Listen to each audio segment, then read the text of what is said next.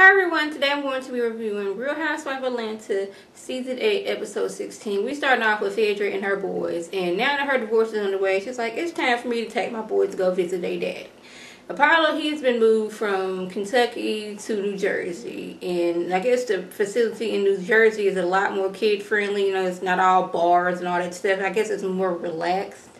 I let her tell her that, I don't know. But anyways, she wants to take her boy to see Apollo, but the only thing is, around that time of year, New Jersey's get hit with a whole bunch of snowstorms, and if it happens to get a snowstorm on that day that they go see Apollo, the prison just gets shut down completely. And like, her thought is like, what am I going to tell my boys? We done got all the way here to see their dad and they can't see him because the weather is not permitting it. And I guess PHAEDRA was like, I'm tired of all these people who said I should go see my children and they ain't been coming up here to check on my children. So I guess she's like, this divorce is going on the way, trying to get me a new man soon if she ain't already got one. Okay, it's time for me, my kids, to see their daddy. So I'm, showing proof that, hey, I'm cooperating. I'm letting them see their daddy. So when it comes down along the road, I got my evidence on camera. So we have Kenya and her Aunt Lori. She wants to show the progress that's going on in her house. And to me, it looks about the same.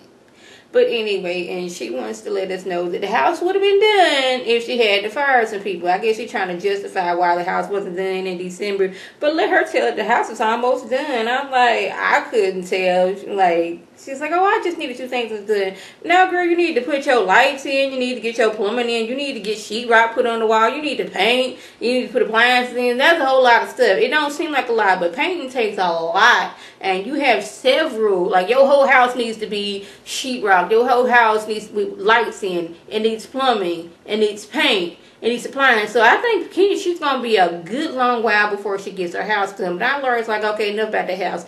I want to know what's going on with you and Matt. And she's like, I'm taking it slow right now. I didn't think it was going to work with him being, a lot younger than me. Because, usually, I guess when she usually dates men a lot younger, they just like a little plaything. Like, we can, get it on every once in a while. But it's nothing serious. But Matt, he's a different kind of man. And Kenya's realizing, I need to take it slow. Because, Kenya back in the day, she had 2-3 dates. And she already talking about marriage, picking out China patterns and all that stuff. But she's trying to take it slow. She's telling her Aunt Lori how they got into a fight and he stormed off, and then he came back and he was like, you need somebody who's going to stand by you. And that made her feel all sentimental, like, oh my goodness, this is the man for me. But she's like, Laura's like, you used to a certain kind of man with some money.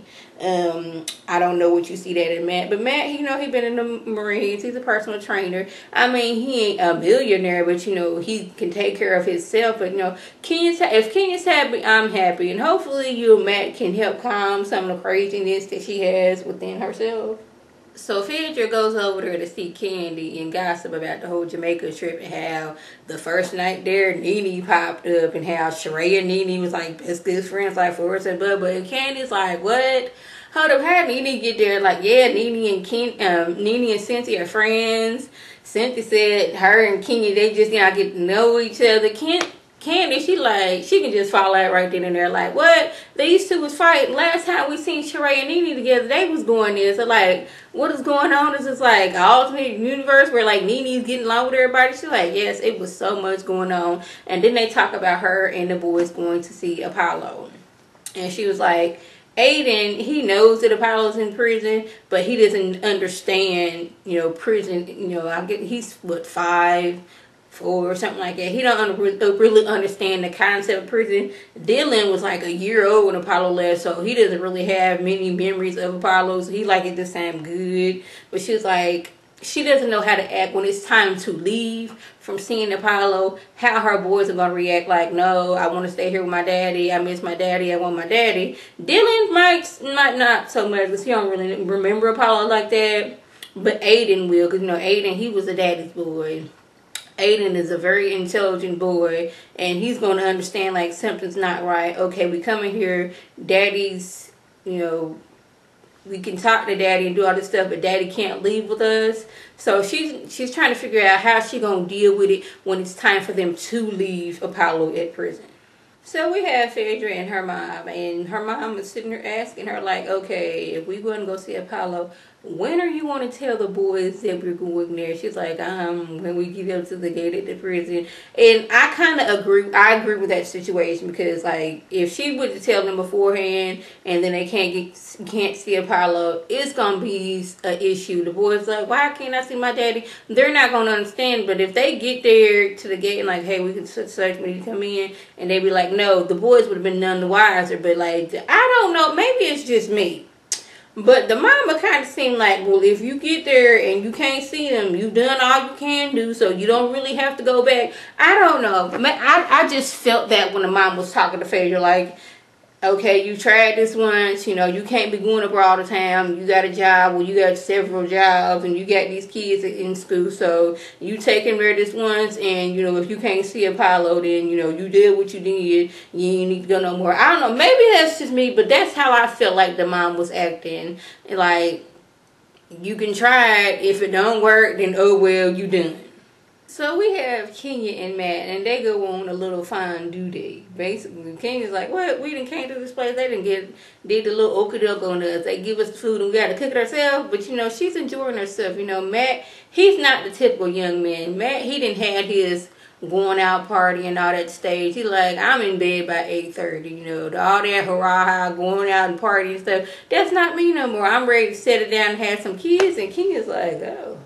He done already said earlier when they was at the house, okay, which, you know, parking spot is me, meaning, okay, I'm ready to move in soon as this house gets done. So Kenya, she's trying to take it slow, but, you know, she's like really starting to catch feelings for Matt. And I was like, Matt seemed like a good dude. Maybe, like I said earlier, he can, you know, calm the craziness that is, you know, in Kenya, because, you know, she can be alive. But seeing as how she's taking it slow with him, maybe it'll work this time. I'm like, I like her with Matt because she seems to enjoy herself with him. He can see the story himself with her, and hopefully they can get it together and make it work. So Phaedra and the boys, they get up at like 6, 7 in the morning to leave to go see Apollo. And, you know, like she already said, she wasn't going to tell them until they got there. But cameras are not allowed, you know, into the prison. So when it's time for them to get out, you know, she's like, how did you enjoy yourself with you know, seeing your dates? Like, I didn't quite like it because my daddy got a mohawk right down there, and that was like very disturbing for me. And like, they weren't sad to go. You know, it's like she was out, they would had more of like, I want to be with my dad. Was like, they 5 and what, 2, 4 and 2, something like that. Whatever their ages are.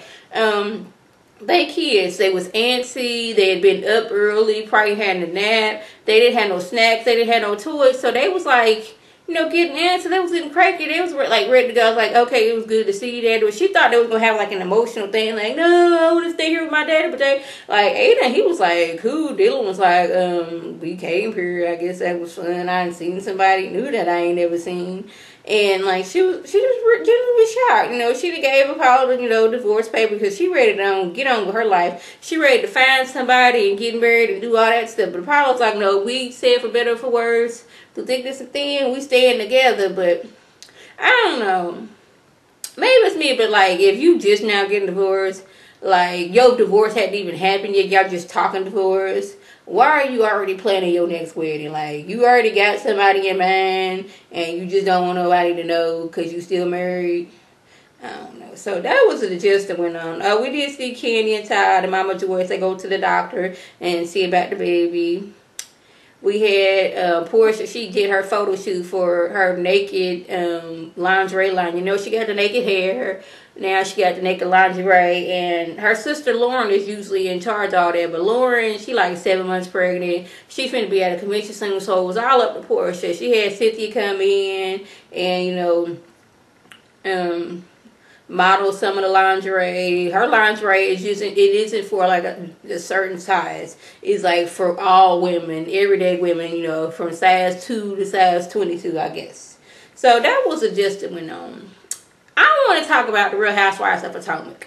Now, I hadn't been doing a review on this show because I was like, I don't want to do that. But I wanted to speak on last night's episode when the young girl, what is her name? Katie? I can't remember all the girls' name now at this point because I haven't been reviewing them. I've just been like watching it for just entertainment purposes. But anyways, there's some things I had an issue about her inviting everybody out to her little beach house. One, Why are you inviting people to a place and having them sleep in twin beds? Sleep in twin beds in a room that you know did not have air conditioner, because they get there and Katie, the little young girl, she was with Catherine, and like she's like, okay, I have rooms for everybody. You have your own room and I have my own room. I'm thinking that was strategic. Like, of course I'm gonna get my own room and have a nice size bed. I'm gonna give that room to you because you seem like you that type of person that you would cut up several foods if you had to share a room or sleep with somebody in the twin bed. So I'm trying to suck up with you at this time, so you gonna get your own room. That was strategic. I understood that.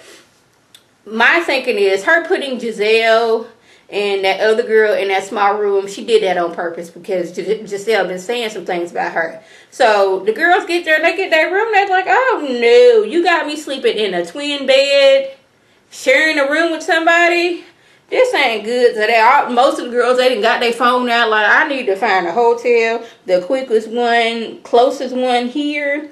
But they couldn't find anything. Next morning, she was like, that room was a sweat box. It's like, oh, your room didn't have any AC. Why are you inviting people to your house and the room doesn't have AC? I thought that was strange that this one room out the whole house didn't have AC. I'm thinking she closed up that the little vent to where the air and the heat comes out of. I think she did that on purpose. I just can't see the whole house has air and that one room doesn't. Correct me if I'm wrong, but I'm like, yeah, this don't seem right at all. Like, what's going on? And then, like, when they was at dinner, like, the woman just handed her the check in front of everybody, like, okay, we done. Here's my check. Give me my money. She didn't pull the girl to the side. But my issue was, if you invited me somewhere, make sure the accommodations are nice. Like, I wouldn't have minded so much if I had to sleep in a twin bed. It's like, this is our, girls' weekend. These are my homegirls. I know these people. But why do you have me in a room with no AC? That's me. But these girls were out. Yeah, I could see them getting mad. Like, I'm sweating. I'm hot. It's summertime. And there's no AC in here. I'm finna pass out. But some of these girls, they not used to, like, being invited somewhere and there's no AC. But she did kind of, like, throw a little shade at Giselle, like, okay, where is your summer house? Like, you don't even have a summer house. But I'm under the pressure, like, how did y'all not know that she didn't have more than that many rooms? It's like, what, 8, 9 of y'all that came, which y'all thought she had 8, 9 rooms? But still, like, I think it was some mess from the beginning, and it seems like next week is going to be even more mess. The girls did talk about what they've gone through and all that stuff, but I'm like, oh, yeah, who's that girl that, who was so enraged? She got like 3 kids and she's ready to marry that man. But that man was like, I would have like proposed to you like a year ago, but you've been hounding me. That girl. This is what I didn't like. Her and Giselle and another girl had a conversation because she's trying to raise some money for charity. She wants to raise $100,000, but she only has like 3 weeks. And Giselle was like, I don't really see that happening. I don't either. But my thing is, you don't go run and tell that to somebody else like they weren't being supportive. See this how you're here on like a 3-day vacation and not do anything. Those 3 days you could have been out raising money, but you're not doing that. But you want to get on her talking about something. Oh, she wasn't being supportive. I want to be around people who have been supportive of me. That was being supportive. I don't see it happening. You've had a good long while. You done already went to, what's her name, Catherine? Yeah. I keep on wanting to call her Lady Eloise because that's what Alexander Roger calls it, and it cracks me up. But anyways, you done already went to her, and now you're going to other people. Like, you have 3 weeks to raise $100,000. I know in Potomac that's not a lot of money, but like when people not trying to give it to you, it's a lot of money. Because, they probably going to want to give you a lot. That's how they keep their money, but not giving it away. But anyways, I just had an issue with you, like, she wasn't being supportive, like, I'm trying to do this, I can do this. You're talking about her, but you're on this vacation when you can be out raising that money. So, maybe that was me. So, anyways, like always, I want to thank my subscribers and the people who watch my videos. I want you to like this video, comment, and subscribe, and share this video with your friends on Facebook, Twitter, Instagram, and here on YouTube. This is Lady T signing off. Have a good one.